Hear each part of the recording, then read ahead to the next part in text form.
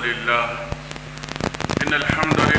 نحمده ونستعينه ونستغفره ونؤمن به ونتوكل عليه ونعوذ بالله من شرور أنفسنا ومن سيئات أعمالنا ومن يهده الله فلا مضل له ومن يضلله فلا هادي له وأشهد أن لا إله إلا الله وأشهد أن محمدًا عبده ورسوله يا أيها الذين آمنوا اتقوا الله حق تقاته ولا تموتن إلا وأنتم مسلمون يا أيها الناس اتقوا ربكم الذي خلقكم من نفس واحدة وخلق منها زوجها وبث منهما رجالا كثيرا ونساء واتقوا الله الذي تساءلون به والأرحام إن الله كان عليكم رقيبا يا أيها الذين آمنوا اتقوا الله وقولوا قولا سديدا يصلح لكم أعمالكم ويغفر لكم ذنوبكم ومن يطع الله ورسوله فقد فاز فوزا عظيما أما بعد فإن خير الحديث كتاب الله وخير الهدي هدي محمد صلى الله عليه وسلم وشر الأمور محدثاتها وكل محدثة بدعة وكل بدعة ضلالة وكل ضلالة في النار أعوذ بالله من الشيطان الرجيم بسم الله الرحمن الرحيم قال لا تختصموا لدي وقد قدمت إليكم بالوعيد ما يبدل القول لدي وما أنا بظلام للعبيد يوم نقول لجهنم هل امتلأت وتقول هل من مزيد وأزلفت الجنة للمتقين غير بعيد هذا ما توعدون لكل أواب حفيظ من خشي الرحمن بالغيب وجاء بقلب منيب ادخلوها بسلام ذلك يوم الخلود.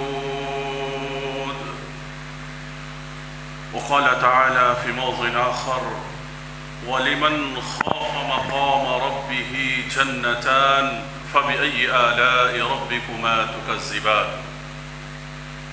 محترم حاضرین جمعہ، نوجوانان اسلام اور پردہ نشین خواتین اسلام، ہر طرح کی حمد و ثنا اس اللہ وحدہ لا شریک کے لیے لائق و زیبا ہے جو اکیلا تنہا اس کائنات کے ذرے ذرے کا مالک و مختار ہے۔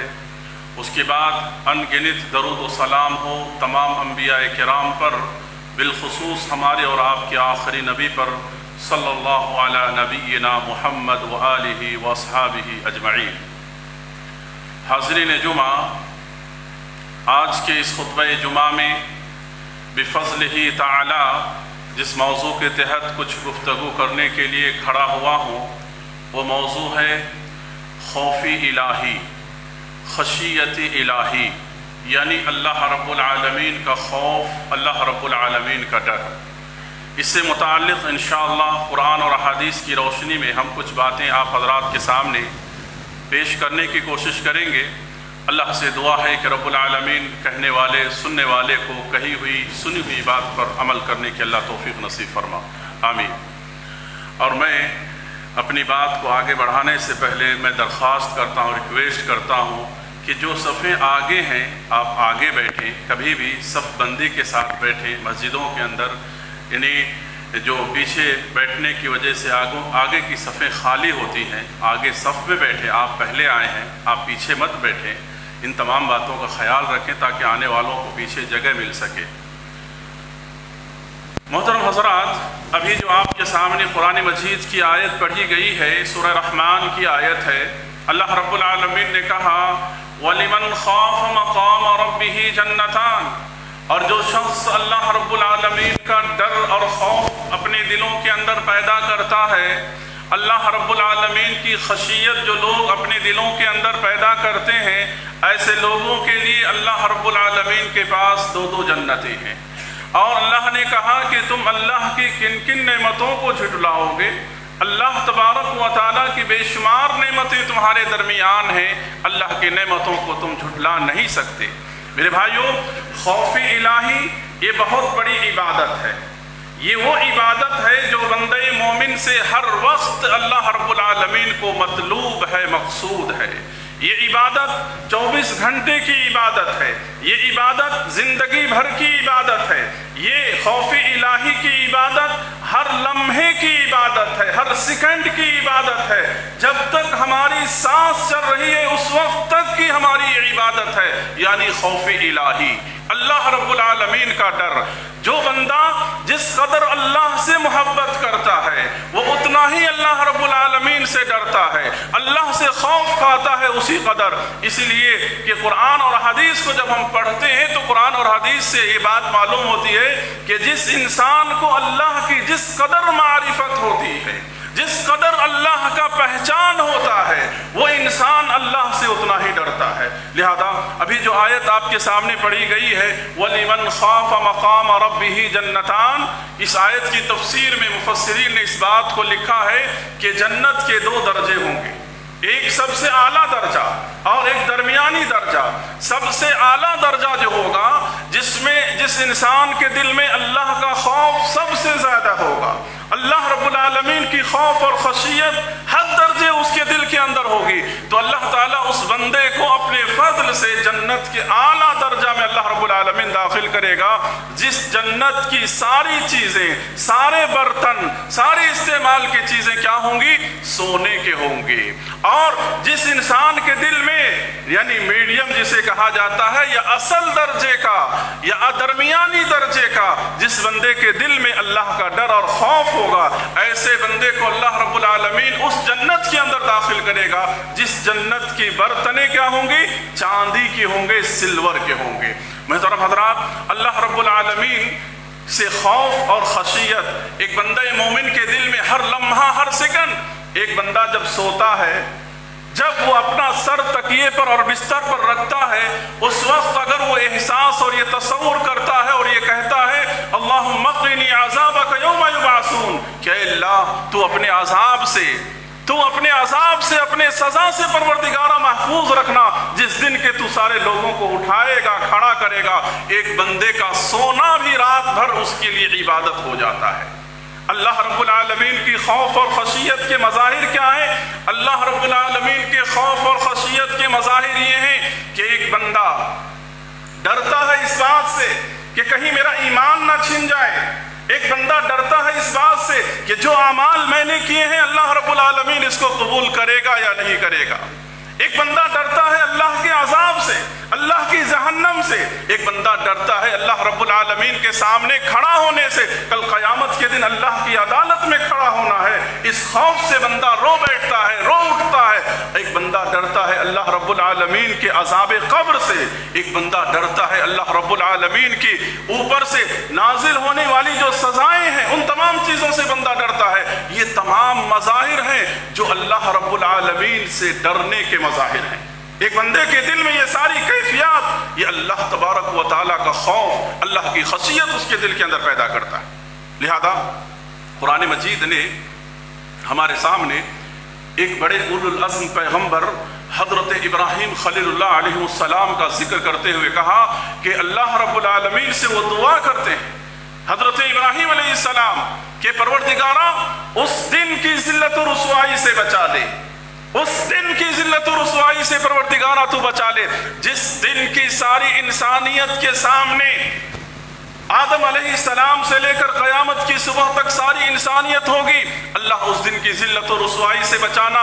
یہ ڈر، یہ خوف حضرت ابراہیم علیہ السلام کو پریشان کرتی تھی، لہذا اللہ رب العالمین سے انہوں نے دعا کیا وَلَا تُخْزِنِي يَوْمَ يُبْعَثُونَ، کہ پروردگارہ جس دن ساری انسانیت کو تو جمع کرے گا اس دن کی ذلت و رسوائی سب سے بڑی ذلت و رسوائی ہوگی، پروردگارہ تو اس دن ذلیل و رسوا نہ کرنا۔ پروردگارہ اللہ رب العالمین نے سورہ معارج کے اندر اس بات کا ذکر کیا والذین من عذاب ربہم مشفقون ان عذاب ربہم غیر مأمون، کہ تمہارے پروردگار کا عذاب جو ہے جس سے ڈرنا ہی چاہیے اور جس سے بندہ مومن کبھی غافل نہیں ہوتا ہے۔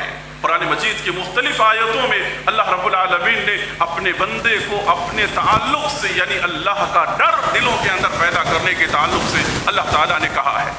مختلف آیتوں میں اللہ رب العالمین نے اس کا ذکر کیا ہے، لہذا سورۃ المومنون کی آیتوں میں بھی اللہ تبارک و تعالیٰ نے اس طرح کے موضوع کو اللہ رب العالمین نے ذکر کیا۔ تو ام المومنین عائشہ صدیقہ رضی اللہ عنہا نے نبی کریم صلی اللہ علیہ وسلم سے پوچھا کہ اے اللہ کے رسول صلی اللہ علیہ وسلم، اللہ سے ڈرنے والے لوگ کون ہیں؟ کیا وہ لوگ جو چوری کرتے ہیں؟ کیا وہ لوگ جو زنا کرتے ہیں؟ کیا وہ لوگ جو بدکاری کرتے ہیں؟ اللہ کے رسول صلی اللہ علیہ وسلم نے سورۃ المومنون کی اس آیت کے تعلق سے کہا کہ عائشہ وہ لوگ نہیں جو غلط کام کرتے ہیں، بلکہ وہ لوگ ہیں یہاں پر جو لوگ اللہ کی راہ میں صدقہ کرتے ہیں، خیرات کرتے ہیں، اللہ کے لیے نمازیں پڑھتے ہیں، اللہ کے راہ میں اللہ رب العالمین کی رضا کے لیے دیتے ہیں، اور دیتے ہوئے صدقہ و خیرات کرتے ہوئے ان کے دل ڈرتے ہیں، کانپتے ہیں، کپ کپا اٹھتے ہیں کہ کہیں اللہ رب العالمین اس کو قبول کرے گا یا نہیں کرے گا، اس اعمال کو اللہ رب العالمین ایکسپٹ کرے گا یا نہیں کرے گا، اس چیز کا انہیں ڈر ہے۔ اللہ کی راہ میں دیتے بھی ہیں، اللہ کے لیے عبادت بھی کرتے ہیں، اللہ رب العالمین کے لیے سب کچھ کرتے ہیں، پھر بھی دل کے اندر ڈر ہے کہ اللہ قبول کرے گا یا نہیں، اللہ کا عذاب، اللہ کے گرفت، کہیں ہمیں تو آنکھ پکڑ نہیں لے گی، اس چیز کا خوف انہیں ستاتی ہے۔ میرے بھائیوں، آپ کے سامنے جیسا کہ بیان کیا کہ جو آدمی اللہ سے، اللہ کی معرفت، اللہ کی پہچان جس قدر اپنے دلوں کے اندر پیدا کرتا ہے اس قدر وہ اللہ سے ڈرنے والا ہوتا ہے۔ اور اگر انسان کے دل میں اللہ کا ڈر یعنی خوف الہی اگر دلوں کے اندر پیدا ہو جائے تو سارا نظام، سارا سسٹم انسانی زندگی کا درست ہو جائے گا، سارے قوانین اپنی اپنی جگہ پر خود بخود درست ہو جائیں گے۔ اگر اللہ کا ڈر نہیں ہے تو دنیا کتنی بھی قانون بنا لے وہ قانون انسان کی حفاظت نہیں کر سکتی ہے، اور انسان اپنے آپ کی اصلاح نہیں کر سکتا ہے۔ اگر کر سکتی ہے کوئی چیز تو اللہ کا ڈر، اللہ کا ڈر ہی سارے معاملات کو درست کر سکتے ہیں۔ لہذا خوف اور خشیت کے تعلق سے نبی کریم صلی اللہ علیہ وسلم نے یہ بات بیان فرمائی کہ جو انسان اللہ رب العالمین سے جس قدر ڈرتا ہے، اللہ رب العالمین اس بندے کو اپنے انعامات اور اکرامات سے اللہ رب العالمین اس بندے کو نوازتا ہے۔ دیکھیے قرآن مجید نے بیان کیا انما یخشی اللہ من عبادہ العلماء، کہ جو لوگ اللہ رب العالمین کی معرفت جتنی رکھتے ہیں، جو لوگ جس قدر اللہ کے تعلق سے علم رکھتے ہیں، توحید الوہیت کے تعلق سے، توحید ربوبیت کے تعلق سے، توحید اسماء و صفات کے تعلق سے، یعنی جس قدر اللہ کے کمالات، اللہ کی طاقتیں، اللہ کی قوتیں، ان تمام چیزوں کا جس قدر بندے کو علم ہوگا وہ بندہ اللہ رب العالمین سے اتنا ہی ڈرے گا، اللہ سے اتنا ہی خوف کھائے گا، اللہ رب العالمین کے عذاب سے اس قدر وہ پریشان رہے گا کہ اللہ رب العالمین کی نافرمانی کروں گا اللہ کا عذاب مجھے آ لے گا۔ لہذا اللہ کے رسول صلی اللہ علیہ وسلم سب سے زیادہ اللہ کی معرفت رکھنے والے انسان تھے۔ انسانوں میں سب سے زیادہ اگر اللہ کی پہچان اور اللہ کی معرفت اگر کسی کو تھی تو نبی کریم صلی اللہ علیہ وسلم تھے۔ آپ اس قدر اللہ کی معرفت رکھتے تھے تبھی تو اللہ رب العالمین کے عذاب کے خوف سے، جبکہ اللہ نے آپ کے اگلے پچھلے گناہ معاف کر دیے تھے، اس کے باوجود راتوں کو اتنی لمبی لمبی عبادتیں آپ کیا کرتے تھے، اتنی لمبی لمبی عبادتیں کیا کرتے تھے کہ آپ کے پیر میں ورم آ جایا کرتے تھے، پیر میں سجن آ جایا کرتا تھا، اور آپ صلی اللہ علیہ وسلم سے جب کہا جاتا تو آپ کہا کرتے تھے افلا اکون عبدا شکورا، کیا میں رب العالمین کا شکر گزار بندہ نہ بنوں، کیا اللہ رب العالمین کے اس احسان کی شکر گزاری نہ کروں؟ تو لہذا اللہ رب العالمین کی معرفت جس قدر ہوگی، اس لیے کہا جاتا ہے من کان باللہ اعلم اعرف بھی اخوا، من کان باللہ اعلم، جو انسان اللہ کو جس قدر جانے گا، جس قدر پہچانے گا، اللہ رب العالمین سے اسی قدر وہ اتنا خوف زدہ رہے گا، اور اللہ رب العالمین سے وہ ڈرے گا، اس کے عذابات سے، اس کی سزاؤں سے، اس کی گرفت سے ڈرنے کا مطلب یہ ہے۔ محترم حضرات، اللہ رب العالمین کو سب بہتر جاننے والے اللہ کے فرشتے ہیں، اللہ کے ملائکہ ہیں، اللہ کی نورانی مخلوق ہیں جو اللہ کی حکم کی خلاف ورزی نہیں کرتے، اللہ کی نافرمانی نہیں کرتے، بلکہ ہر وقت وہ ان کاموں کو انجام دیتے ہیں جن چیزوں کا انہیں حکم دیا جاتا ہے۔ اور اللہ تعالیٰ نے ان کے لیے جزا اور سزا، یعنی ان کے لیے جزا اور سزا کا کوئی نظام نہیں اللہ رب العالمین نے ان کے لیے رکھا ہے۔ اس کے باوجود اللہ کے فرشتوں کی حالت اور کیفیت کیا ہے؟ اللہ کے رسول صلی اللہ علیہ وسلم نے بیان فرمایا کہ اللہ تعالیٰ جب کلام فرماتے ہیں، اللہ تعالیٰ جب کلام فرماتے ہیں، اللہ تعالیٰ جب کوئی وحی کرتے ہیں، جب یہ کلام، یہ وحی آسمان کے اندر ہوتی ہے، آسمان کے فرشتے خوف زدہ ہو جاتے ہیں، کپ کپانے لگتے ہیں، بے ہوش ہو کر کے گر پڑتے ہیں، اور اس کے بعد سب سے پہلے جبریل امین ہوش میں آتے ہیں، اور ہوش میں آنے کے بعد آپس میں ایک دوسروں سے پوچھتے ہیں کہ تمہارے رب نے کیا کہا، تمہارے رب کی طرف سے کیا اعلان آیا، تمہارے پروردگار کی طرف سے کیا وحی آئی۔ یہ اللہ کے وہ فرشتے ہیں جن کے لیے اللہ تعالیٰ کی، ان کے لیے صرف اور صرف اطاعت ہی اللہ تعالیٰ نے ان کی نیچر اور ان کی فطرت میں اللہ نے رکھا ہے۔ یہ اللہ کے ملائکہ ہیں جو اللہ سے اس قدر ڈرتے ہیں۔ ہم اللہ کے مخلوق میں انسان ہونے کے باوجود اللہ رب العالمین کے عذاب سے بالکل غافل ہو کر کے ہم زندگی جی رہے ہیں۔ اللہ کا کوئی ڈر نہیں، اللہ کا کوئی خوف نہیں۔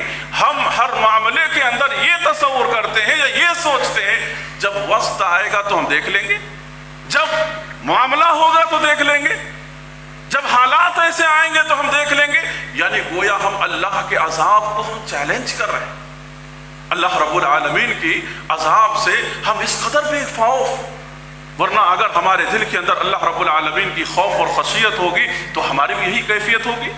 لہذا آپ مزید آگے بڑھیں، آپ دیکھیے سلف صالحین کی زندگیوں کو، سلف صالحین کی زندگیوں کو کہ ان کی زندگیوں میں اللہ کا ڈر کیسا تھا۔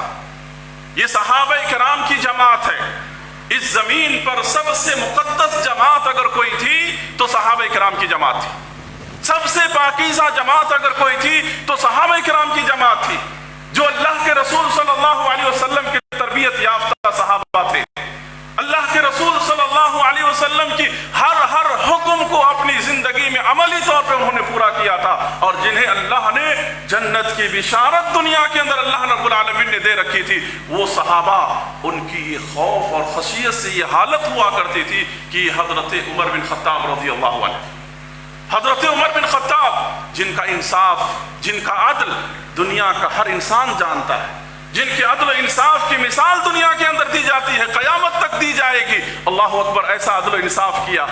لیکن حضرت عمر بن خطاب رضی اللہ عنہ ایک مرتبہ رات کے وقت میں گشت کر رہے تھے، چکر لگا رہے تھے مدینے کے اندر، دیکھا کہ کوئی آدمی تہجد کی نماز پڑھ رہا ہے اور تہجد کی نماز میں قرآن مجید کی تلاوت کر رہا ہے، اور قرآن مجید میں بھی سورہ طور کی تلاوت وہ بندہ کر رہا تھا، قرآن مجید کی سورہ طور کی تلاوت کر رہا ہے۔ حضرت عمر بن خطاب رضی اللہ عنہ اس کی تلاوت کو سننے لگے۔ رات میں جو بندہ تہجد پڑھ رہا تھا اپنے گھر میں، اس کی آواز باہر تک آ رہی تھی۔ حضرت عمر بن خطاب گشت کرتے ہوئے وہاں پر رک گئے، اس کی یعنی اس کی تلاوت کو سننے لگے۔ جب وہ بندہ اس آیت کریمہ پر پہنچا، ان عذاب ربک لواقع، سورہ طور کی آیت ہے، اس آیت پر جب پہنچے کہ یقیناً تمہارے رب کا عذاب واقع ہونے والا ہے، حضرت عمر بن خطاب رضی اللہ عنہ رات کی تاریکی میں، رات کے اندھیرے میں جب اس آیت کو سن رہے ہیں ایک تلاوت کرنے والے کی زبان سے، حضرت عمر زار و قطار رونے لگے، زار و قطار رونے لگے، اور اس قدر اس آیت کا انہوں نے اثر لیا اپنے اوپر، اللہ کے عذاب کا ڈر اور خوف کا اتنا اثر لیا کہ حضرت عمر بن خطاب رضی اللہ عنہ اس کے بعد 1 مہینے تک شدید بیمار ہو گئے۔ اللہ اکبر، شدید بیمار ہو گئے۔ لوگ ان کی عیادت کرنے کے لیے، وزٹنگ کرنے کے لیے لوگ ان کے پاس آنے لگے۔ اس قدر اللہ کے عذاب، اللہ کا عذاب واقع ہونے والا ہے، اس آیت کریمہ کا ایسا اثر اور ایسا اثر ان کے دلوں پر ہوا کہ بیماری، ایسی بیماری کہ 1 مہینے تک بیمار رہے۔ اللہ اکبر۔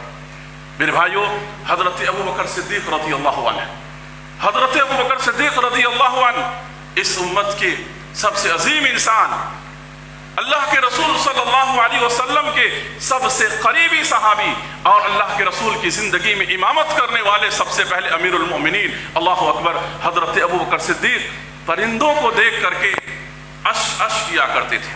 پرندے کو دیکھ کر کہا کرتے تھے اے پرندہ تیری زندگی کا کیا کہنا, بس تیری زندگی میں نہ کوئی حساب ہے نہ کوئی کتاب ہے.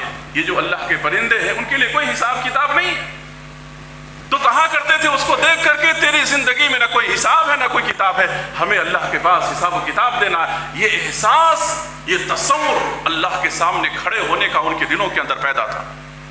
عبداللہ بن مسعود رضی اللہ عنہ کے بارے میں آتا ہے کہ ایک مرتبہ عبداللہ بن مسعود رضی اللہ عنہ ایک مرتبہ لوہار, جو لوہار کی بھٹی ہوتی ہے جہاں پر لوہے کو تپایا جاتا ہے, آگ میں گرم کیا جاتا ہے اور اس کے بعد اس سے مختلف قسم کی سامان اور چیزیں بنائی جاتی ہے, آپ دیکھیے کہ آگ میں کیسا وہ لال اور سرخ ہو جاتا ہے وہ لوہا. عبداللہ بن مسعود رضی اللہ عنہ وہاں سے گزر رہے تھے کہ دیکھا ایک لوہار کو کہ لوہے میں آگ کے اندر لوہے کو پکا کر کے اس کو لال کر دیا گیا ہے, سرخ کر دیا گیا ہے. حضرت عبداللہ بن مسعود رضی اللہ عنہ وہاں پر کھڑے ہو کر کے زار و قطار رونے لگے اور اس قدر رونے لگے, روتے ہوئے انہوں نے کہا اللہ اکبر, کوئی انسان اس لوہے کو پکڑ نہیں سکتا ہے, کوئی انسان اس کی گرمی کو برداشت نہیں کر سکتا ہے, اور جہنم کے اندر جبکہ اس سے کئی گنا آگے اللہ رب العالمین جہنم کے اندر جہنمیوں کو سزا دے گا, اور وہ آگ انسان کے جسم کو لگے گی, اس آگ کو کیسے انسان برداشت کرے گا, اس آگ کو انسان کیسے اپنے اوپر برداشت کرے گا. حضرت عبداللہ بن عباس, حضرت عبداللہ بن مسعود رضی اللہ عنہ اس بات کو کہے جا رہے تھے اور زار و قطار روئے جا رہے تھے. میرے بھائیو, اللہ کے عذاب کا خوف, احساس ہمارے دلوں کے اندر ہونا چاہیے. یہ ہمارے صحابہ تھے جن کے دلوں کے اندر یہ چیزیں, یہ کیفیت ان کے اندر تھی. لہذا ابن ابی ملیقہ یہ بیان کرتے ہیں, یہ تابعی ہیں کہ میں نے 30 صحابہ کو دیکھا, میں نے 30 صحابہ کو اپنی زندگی کے اندر دیکھا. دیکھو صحابی اس کو کہتے ہیں جنہوں نے اللہ کے رسول صلی اللہ علیہ وسلم کو ایمان کی حالت میں دیکھا اور ایمان کی حالت میں ان کی وفات ہوئی, ان کو صحابی کہتے ہیں. اگر وہ ایمان سے پھر گئے, مرتد ہو گئے, وہ صحابی نہیں کہلائیں گے. ایمان پر ہی ان کی موت ہوئی, وہی صحابی کہلائیں گے. اور جنہوں نے اللہ کے رسول صلی اللہ علیہ وسلم کی وفات کے بعد صحابہ کرام کے ہاتھ پر ایمان لایا, صحابہ کو دیکھا جنہوں نے ایمان کی حالت میں, ان کو تابعی کہا جاتا ہے. تو تابعی ابن ابی ملیقہ جو ہے یہ تابعی ہے, یہ بیان کرتے ہیں کہ میں نے 30 صحابہ کو دیکھا, اللہ اکبر, اور ان 30 صحابہ کو دیکھا یہ فکر کرتے ہوئے, یہ کہتے ہوئے کہ ہمارے دل کے اندر کہیں نفاق نہ پیدا ہو جائے. اللہ اکبر, نفاق سے اس قدر ڈرا کرتے تھے, اس قدر خوف زدہ رہا کرتے تھے, ہمارے دل میں کہیں نفاق نہ آ جائے, ہم کہیں منافق نہ ہو جائے. اس طرح سے جب کہ ہم نے ان کو دیکھا, ان تمام چیزوں سے پاک ہے, لیکن ان کے دل میں یہ بار بار خیالات ان کے دلوں کے اندر آ رہے ہیں. میرے بھائیو, حضرت عمر بن خطاب رضی اللہ عنہ کی مثال میں نے ابھی آپ کے سامنے دیا. صحابی رسول حذیفہ بن یمان رضی اللہ عنہ, حذیفہ بن یمان رضی اللہ عنہ, یاد رکھو اس نام کو, اور ایسے نام اپنے بچوں کے نام رکھو. حذیفہ بن یمان یہ صحابی رسول ہیں, یہ وہ صحابی ہیں جو اللہ کے رسول صلی اللہ علیہ وسلم کے رازدار تھے. یعنی اللہ کے رسول صلی اللہ علیہ وسلم نے اپنی ہر راز کی بات حضرت حذیفہ رضی اللہ عنہ کو بتا رکھی تھی. حضرت حذیفہ بن یمان رضی اللہ عنہ جب اللہ کے رسول صلی اللہ علیہ وسلم کی وفات ہو گئی تو اللہ کے رسول صلی اللہ علیہ وسلم نے اپنی زندگی میں ان کو کچھ ایسے لوگ جو مدینے کے اندر منافق تھے, اللہ نے آسمان سے وحی کے ذریعے سے آپ کو بتلایا تھا. اللہ تبارک و تعالیٰ نے وہ باتیں حضرت حذیفہ کو اللہ کے رسول صلی اللہ علیہ وسلم نے بتا رکھی تھی. اللہ کے رسول صلی اللہ علیہ وسلم کی وفات کے بعد جس کی جنازے کی نماز میں حضرت حذیفہ جایا کرتے تھے, حضرت عمر بھی جاتے, اور جس کے جنازے کی نماز میں حضرت حذیفہ بن یمان نہیں جاتے, حضرت عمر بن خطاب بھی نہیں جاتے. ایک مرتبہ حضرت عمر بن خطاب رضی اللہ عنہ, اللہ اکبر, ان کا مقام کیا ہے, جن کے بارے میں اللہ کے رسول صلی اللہ علیہ وسلم نے کہا لو کان بعد نبی لکان عمر, اگر میرے بعد نبوت کا سلسلہ ہوتا, اس دنیا میں اور کسی کو نبی اللہ بناتا, تو میرے بعد حضرت عمر بن خطاب کا نام تھا نبی بنانے کے لیے. نبی کی شخصیت تھی, نبی کے لیے حضرت عمر بن خطاب کی شخصیت تھی. لیکن وہ حضرت عمر حضرت حذیفہ کے کان میں جا کر کے آہستہ سے پوچھتے ہیں کہ اے حذیفہ, ذرا یہ بتلاؤ کہ اللہ کے رسول صلی اللہ علیہ وسلم نے جو منافقوں کی لیسٹ تمہیں بتلائی ہے، کیا عمر کا بھی نام ہے؟ کیا اس لیسٹ میں عمر کا بھی نام ہے؟ اللہ اکبر! یہ فکر تھا ان کو اللہ کے عذاب سے بچنے کا، یہ سوچ تھی انہیں اللہ رب العالمین کے عذاب سے بچنے کا۔ آج میرے بھائیوں، ان باتوں کو بیان کرنے کا مقصد ہماری اپنی اصلاح ہے، آپ کی اصلاح ہے۔ ذرا دل پر ہاتھ رکھ کر کے ہم کہیں کہ ہمارے اندر اگر کوئی کہہ دے کہ تمہارے اندر یہ صفت پائی جاتی ہے، ہم بھڑک جاتے ہیں، ہم غضبناک ہو جاتے ہیں۔ آج ہم اپنے آپ کا جائزہ اس ناحیے سے نہیں لیتے کہ ہمیں اپنے آپ کی اصلاح کرنی ہے۔ ہم یہ سوچتے ہیں کہ فلاں نے مجھے یہ صفت والا انسان کہہ دیا، یا یہ صفت تمہارے اندر کہہ دیا۔ ہم اپنے آپ کی اصلاح کے ناحیے سے کوئی بات نہیں سنتے میرے بھائی۔ آپ دیکھیے حضرت عمر بن خطاب کو کہ پوچھ رہے کیا اس لیسٹ میں میرا بھی نام ہے؟ اللہ اکبر! میرے بھائیوں، ہمیں اپنے آپ کی اصلاح کرنی چاہیے کہ ہمارے اندر جو صفت کے اللہ کے رسول صلی اللہ علیہ وسلم نے نفاق جس کے ذریعے سے دلوں کے اندر داخل ہوتا ہے، کیا وہ صفت ہمارے اندر ہے؟ کیا ہم جھوٹ بولنے والے ہیں؟ کیا ہم گالی گلوچ بولنے والے ہیں؟ کیا ہم وعدے کی خلاف ورزی کرنے والے ہیں؟ کیا یہ صفت ہمارے اندر پائی جا رہی ہے؟ اللہ کے رسول صلی اللہ علیہ وسلم نے یہ صفت بیان کی ہے، اور یہ صفت میں سے کون سی صفت ہمارے اندر ہے جس کی ہمیں اصلاح کرنی چاہیے؟ وہ کامیاب مومن ہے، وہ کامیاب انسان ہے، کیونکہ اللہ تبارک و تعالیٰ نے کہا قرآن مجید کے اندر کہ منافقوں کے لیے اللہ نے جہنم کا سب سے نچلا حصہ تیار کر رکھا ہے، سب سے نچلا حصہ۔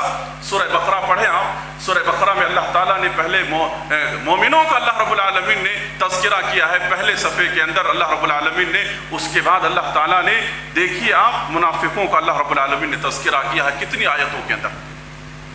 تو میرے بھائیوں، ہمیں اللہ کا ڈر اور اللہ کے خوف، اللہ کی خشیت، ان تمام چیزوں کے تعلق سے جو کہ ایک عبادت ہے، ہر لمحے کی عبادت ہے، ہر سیکنڈ کی عبادت ہے، زندگی کی آخری سانس تک کی عبادت ہے، اس عبادت کے تعلق سے ہمیں فکر مند ہونا چاہیے۔ آج اللہ کا ڈر ہمارے دلوں کے اندر نہیں ہے، اللہ رب العالمین کا ڈر ہمارے دلوں کے اندر نہیں ہے۔ آج اگر ہم ڈر رہے ہیں تو حکومت سے ڈر رہے ہیں، آج اگر ہم ڈر رہے ہیں تو انسانوں سے ڈر رہے ہیں، آج اگر ہم ڈر رہے ہیں تو کسی ولی سے ڈر رہے ہیں، آج اگر ہم ڈر رہے ہیں تو کسی قبر والوں سے ڈر رہے ہیں۔ یہ شرکیہ چیزیں ہمارے دلوں کے اندر گھسا ہوا ہے۔ یہ ڈر کی عبادت، خوف کی عبادت اللہ کے لیے خاص ہے۔ اگر کوئی بندہ اپنے دل میں کسی ولی کا ڈر ویسے رکھتا ہے جیسے اللہ سے ڈرنا چاہیے، کسی قبر والے کا ڈر ویسے اپنے دلوں کے اندر پیدا کرتا ہے جیسے اللہ سے ڈرنا چاہیے، تو یقیناً وہ انسان شرک کر رہا ہے، اور وہ مشرک ہے وہ انسان اپنے اعمال کے اعتبار سے، خوف کے تعلق سے ہو۔ میرے بھائیوں، کتنے ایسے لوگ ہیں جو ڈرتے ہیں، کیسے ڈرتے ہیں؟ جیسے اللہ سے ڈرنا چاہیے انہیں۔ وہ ڈرتے ہیں قبر والوں سے ویسے ڈرتے ہیں، وہ ڈرتے ہیں مختلف قسم کی چیزوں سے ویسے ڈرتے ہیں۔ لہذا اللہ سے ڈرنا، اللہ کا خوف اپنے دلوں کے اندر پیدا کرنا، لہذا جب ہم ان ساری صفات کو اپنے اندر پیدا کریں گے یقیناً ہم ایک کامیاب انسان کہلائیں گے۔ اللہ رب العالمین سے یہی ہماری دعا ہے کہ رب العالمین ہمارے دلوں کے اندر خوف اور خشیت کے جو تقاضے اللہ تعالیٰ نے رکھے ہیں بندوں کے لیے، وہ خوف اور خشیت کے وہ تقاضے اللہ ہمارے اندر پیدا فرما، اور ہر طرح سے اللہ تبارک و تعالیٰ سے ڈرنے اور اس کی محبت اور اس کی عظمت اور اس کی شان جیسا کچھ کہ ہے وہ تمام چیزیں اپنے اندر پیدا کرنے کی اللہ ہمیں توفیق نصیب فرما۔ آمین۔ صلی اللہ علیہ نبینا محمد انہ تعالی جواد کریم ملک غفور رحیم۔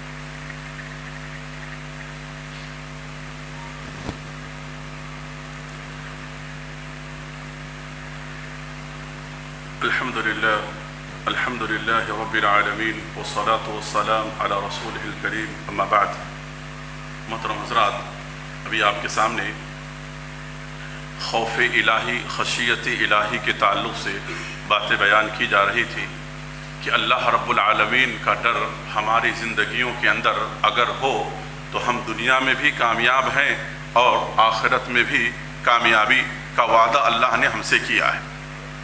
لہٰذا بندہ مومن کی خاص صفت اللہ رب العالمین نے یہ بیان فرمائی کہ ایک بندہ مومن وہ ہے جب نماز کے لیے کھڑا ہوتا ہے اللہ کا خوف اس کے دل کے اندر ہوتا ہے، صدقہ و خیرات کرتا ہے اللہ کا ڈر اور خوف اس کے دل کے اندر ہوتا ہے، بیوی بچوں کے درمیان ہوتا ہے، اللہ کا ڈر اور خوف اس کے دل کے اندر ہوتا ہے، تجارت اور بزنس کرتا ہے، اللہ کا ڈر اور خوف اس کے اندر ہوتا ہے، عہدہ اور منصب لیتا ہے، اللہ کا ڈر اور خوف اس کے اندر ہوتا ہے، اور اپنے رشتہ داروں کے درمیان ہوتا ہے، اللہ کا ڈر اور خوف اس کے دلوں کے اندر ہوتا ہے۔ الغرض زندگی کے ہر معاملات کے اندر وہ معاملات کرتے ہوئے اللہ رب العالمین سے ڈرتا ہے اور خوف زدہ رہتا ہے اس کے عذاب سے، اس کی سزا سے، اس کے عقاب سے، اس کی پکڑ سے، اس کی گرفت سے۔ میرے بھائیوں، اب بندہ جب اللہ رب العالمین کا خوف اپنے دلوں کے اندر پیدا کرتا ہے تو اس کا فائدہ کیا ہونے والا ہے، اس کا بدلہ کیا ملنے والا ہے؟ سب سے پہلی بات اللہ کے رسول صلی اللہ علیہ وسلم نے بیان فرمایا کہ اللہ تبارک و تعالیٰ اس بندے کو مغفرت عطا کرے گا، یعنی اللہ تعالیٰ اس کو معاف کر دے گا۔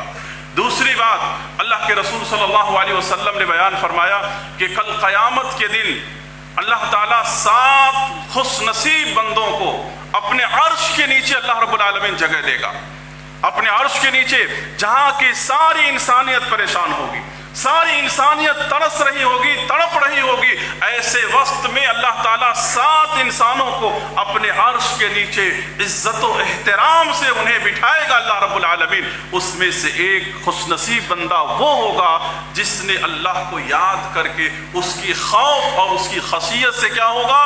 رویا ہوگا، اپنے آنکھوں سے آنسو بہایا ہوگا۔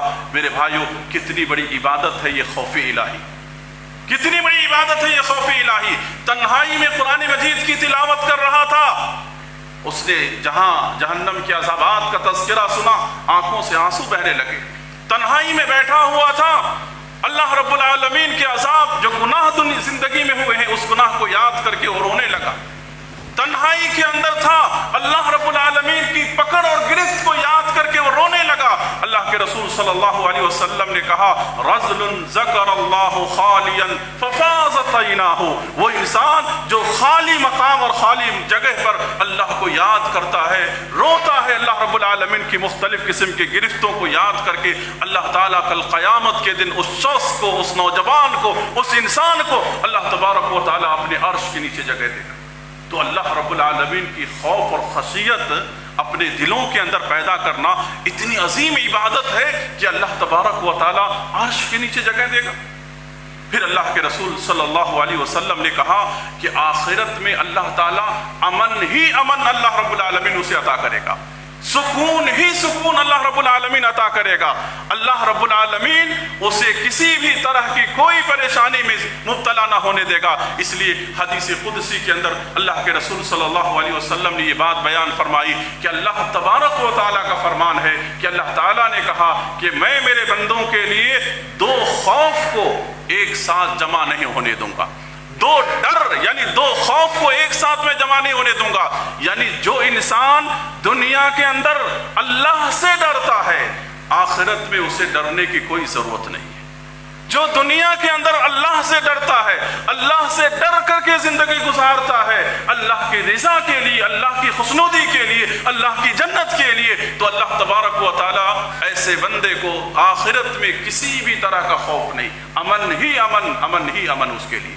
اور جو بندہ دنیا کے اندر اللہ تبارک و تعالیٰ کا ڈر اور خوف اپنے دلوں کے اندر نہیں رکھتا ہے، اللہ رب العالمین کا ڈر اور خوف اپنے دلوں کے اندر نہیں رکھتا ہے، تو ایسے انسان کو دنیا کے اندر تو بے خوفی کی زندگی اس نے اللہ سے گزاری ہے، آخرت میں اس کے لیے ڈر ہی ڈر، خوف ہی خوف، پریشانی ہی پریشانی، گرفت ہی گرفت، مصیبت ہی مصیبت اس کے لیے آخرت کے اندر ہے۔ اس لیے اللہ تعالیٰ نے کہا کہ میرے بندوں کے لیے 2 خوف ایک ساتھ جمع نہیں ہوں گے۔ جو دنیا میں اللہ سے ڈرتا ہے، آخرت میں اسے کسی بھی طرح کا ڈر اور خوف نہیں، اور جو دنیا میں اللہ سے نہیں ڈرتا ہے، آخرت میں ڈر ہی ڈر ہے۔ لہذا میرے بھائیوں، صحابہ کرام کی زندگیوں کی بے شمار مثالیں ہمارے سامنے ہیں۔ ہم اور آپ جانتے ہیں کہ جو لوگ اللہ سے ڈرنے والے ہوتے ہیں، دنیا کی مخلوق خود بخود ان سے ڈرتی ہے، ان سے دور ہوتی ہے۔ صحابہ کرام چھوٹی چھوٹی جماعتیں، اللہ اکبر، کتنی بڑی بڑی فوج کو انہوں نے شکست دیا۔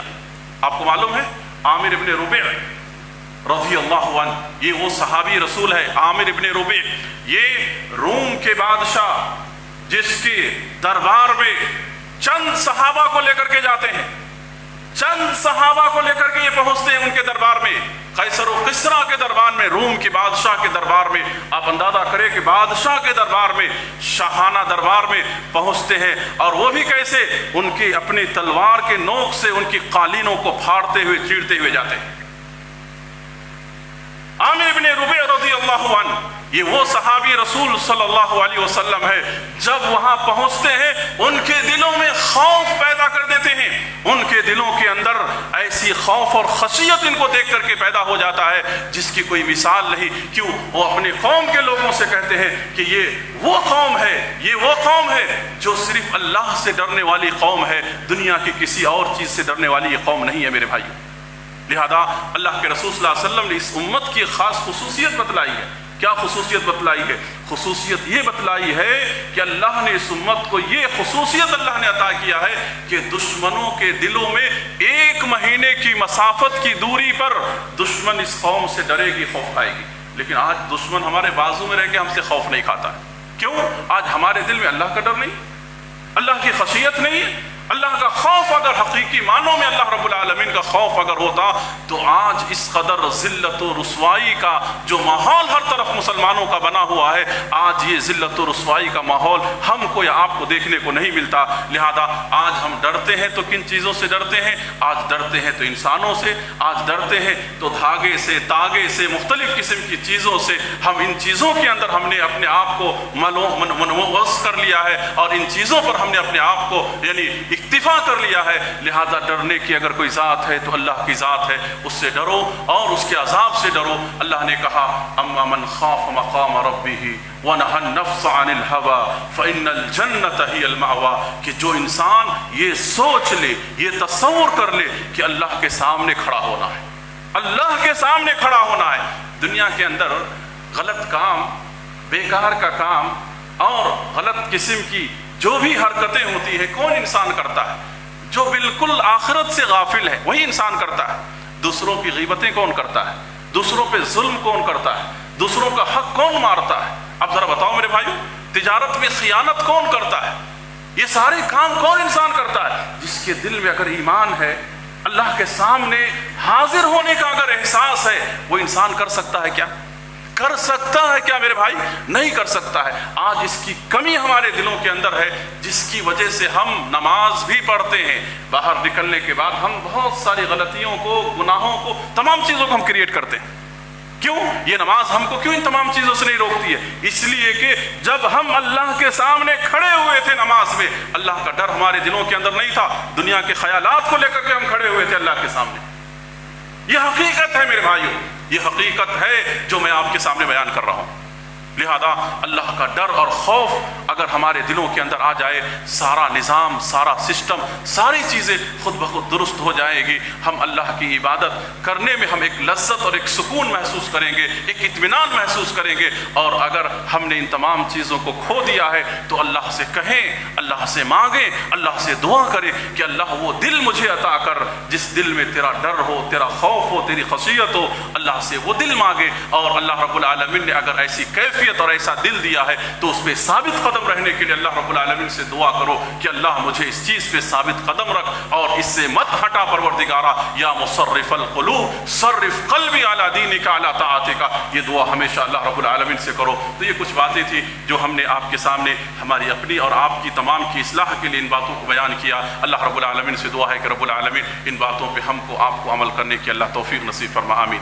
میرے بھائیو، ہر جمعہ کی طرح اس جمعہ بھی میں آپ تمام حضرات سے ریکویسٹ کرتا ہوں، درخواست کرتا ہوں، خواتین اور مرد تمام لوگوں سے، کہ آپ جاتے ہوئے ہمارے مسجد کا تعاون کرتے ہوئے جائیں۔ آپ کے دے ہوئے تعاون سے مختلف قسم کے مسجد کے اخراجات اور ضروریات جو ہیں ان تمام چیزوں کو مکمل کیا جاتا ہے۔ اللہ رب العالمین آپ کے دے ہوئے مال کو قبول فرمائے اور بقیہ مال کے اندر اللہ رب العالمین خیر و برکات عطا فرمائے، آمین۔ اور اسی طرح سے جو لوگ بیمار ہیں اللہ تعالیٰ انہیں شفاء عاجلہ کاملہ اللہ رب العالمین نصیب فرمائے، اور جو لوگ اس دنیا سے گزر گئے ہیں اللہ ان تمام کی مغفرت فرمائے، آمین۔ ان الحمد للہ إن الحمد لله نحمده ونستعينه ونستغفره ونؤمن به ونتوكل عليه ونعوذ بالله من شرور أنفسنا ومن سيئات أعمالنا ومن يهده الله فلا مضل له ومن يضلل فلا هادي له وأشهد أن لا إله إلا الله وأشهد أن محمدا عبده ورسوله إن الله وملائكته يصلون على النبي اللهم صل على محمد وعلى آل محمد كما صليت على آل إبراهيم وعلى آل إبراهيم إنك حميد مجيد اللهم بارك على محمد كما باركت على آل إبراهيم وعلى آل إبراهيم إنك حميد مجيد عباد الله رحمني ورحمكم الله إن الله يأمركم بالعدل والإحسان وإيتاء ذي القربى وينهى عن الفحشاء والمنكر والبغي يعظكم لعلكم تذكرون اذكروا الله يذكركم ادعوه يستجب لكم ولذكر الله تعالى أعلى عز وتم وأهم وأكبر